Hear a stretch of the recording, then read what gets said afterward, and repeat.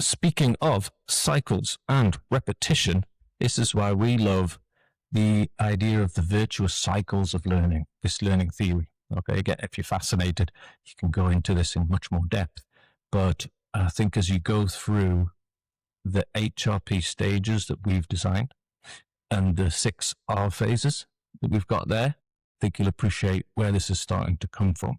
Okay, so we've looked to avoid the educational systems that are very compartmentalized, very standalone, quite disconnected, and quite linear in terms of the curriculum models. It's not because they're wrong, it's just that it doesn't fit. This doesn't resonate with what we're trying to do here. So we wanted the stages, so your foundation, grounding, rhythm, flow, your 1, 2, 3, 4, to define a clear direction. There's a vector there. There's a direction which we're going from foundation to flow via grounding and rhythm. Okay.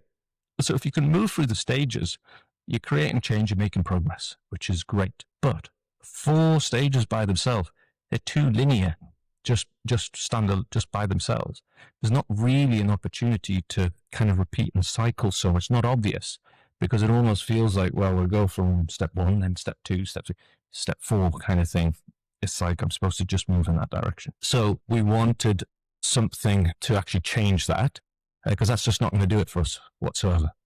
And that's why we've got the R phases. So within each stage, we have 6 steps, phases, which enable us to focus on exactly what we're trying to achieve within each stage. Okay.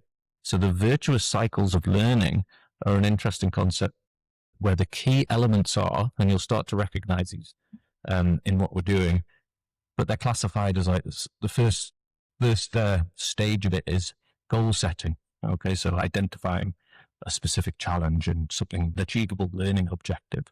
Then you go information seeking. So you actively research or evaluate or assess and test or something like that relevant to this learning goal. And then you apply. So the application of, you take this new knowledge and then you start to put it into practice through your activities and your exercises and so on. And then after that, you reflect. So you analyze your results, like where have we got to, and get that evaluation done with the feedback. Okay. And then you go back to the beginning, like how has it changed the goals? Then what other information do we have to seek out and how are we going to apply it then? And you could go round and round and round and round.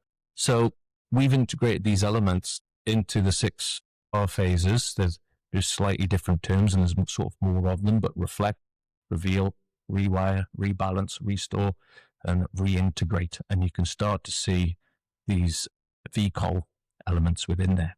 It's cyclic and spiraling integrity, which we see is very much like the human body. So it's quite fascinating to kind of bring into the program delivery. If you would just have a little review of that on the screen there for you.